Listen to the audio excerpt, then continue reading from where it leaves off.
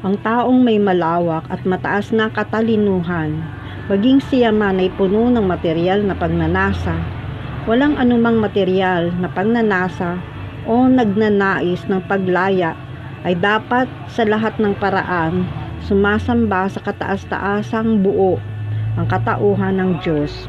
Srimad Bhagavatam 2:3-10. Paano nagiging epektibo ang iisang proseso ng pagsamba para sa tatlong uri ng tao na may kakaibang layunin?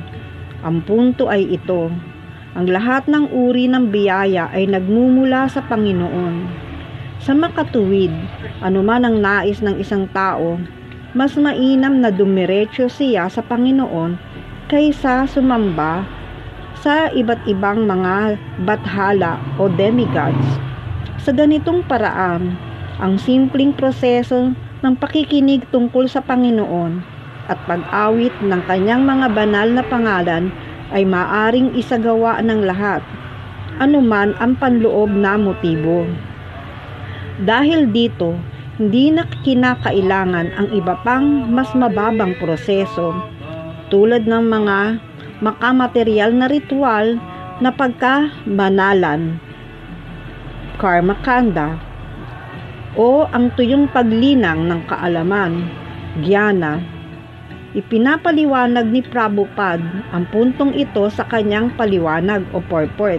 Walang sino mang makakakuha ng anumang bunga mula sa mga demigod nang walang pahintulot ang kataas-taas Panginoon. Sa makatwid, ang taong may mas malawak na pananaw ay makikita na ang tunay na pinakamataas na awtoridad ay ang Panginoon, kahit pa sa mga material na pakinabang.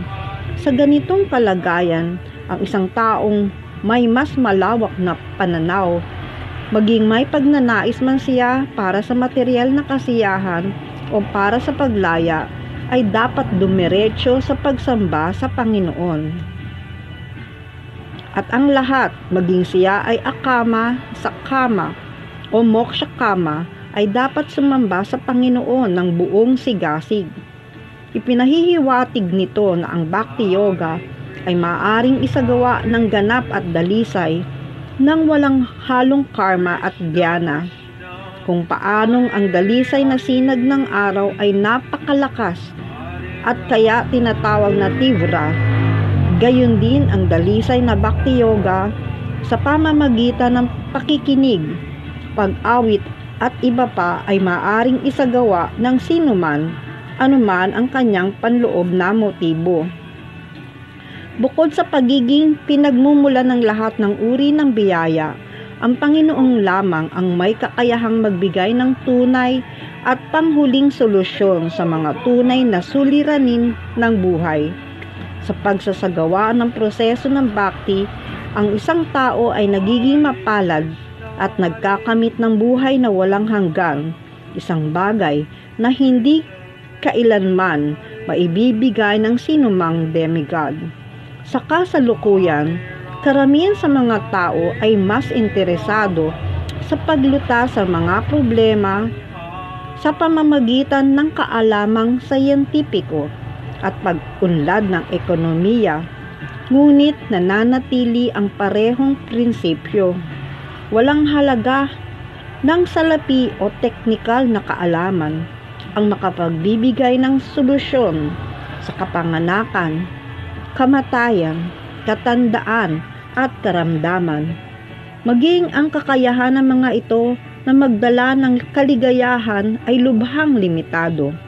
Sa makatuwid, ang devosyonal na paglilingkod ang solusyon, kapwa para sa sumasamba sa mga demigod at sa lantad na materialista. Ang devosyonal na paglilingkod ay maaari lamang na matutunan mula sa mga deboto. Kaya naman ang pakikisama sa mga dalisay na deboto ang pinakamahalagang faktor sa buhay.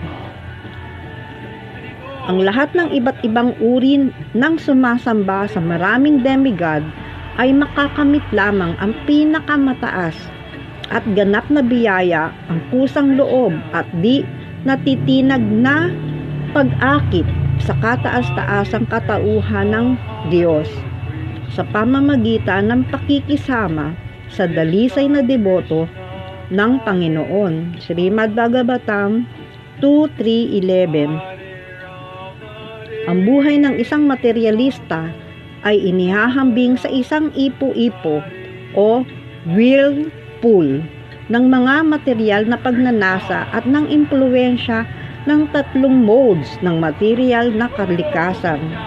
Maaring isipin ng isang materialista na siya ay malaya at ginagawa niya ang kanyang nais. Ngunit sa katotohanan, siya ay nakakulong sa ipo-ipong ito, sumusunod sa mga dikta ng isip at mga pandama, at kumikilos ayon sa hatak ng tatlong modes ng kalikasan. Ang transcendental na kaalaman ay may kakayahang pahintuin ang ipo-ipong ito at unti-unting dalhin tayo sa kalagayan ng kapayapaan at kaligayahan sa devosyonal na paglilingkod sa Panginoon. Ang transcendental na kaalaman na may kaugnayan sa kataas-taasang Panginoong Hari ay yaong kaalamang nagdudulot ng ganap na paghinto ng mga alon at ipo-ipo ng modes ng material na kalikasan. Ang ganitong kaalaman ay nagbibigay kasiyahan sa sarili sapagkat ito'y malaya sa material na pagkakakabit o attachment. At dahil ito'y transcendental, ito'y pinagtitibay at tinatanggap ng mga autoridad. Sino ang hindi maaakit dito? Srimad Bhagavatam 2.3.11 hanggang 12. Haribol.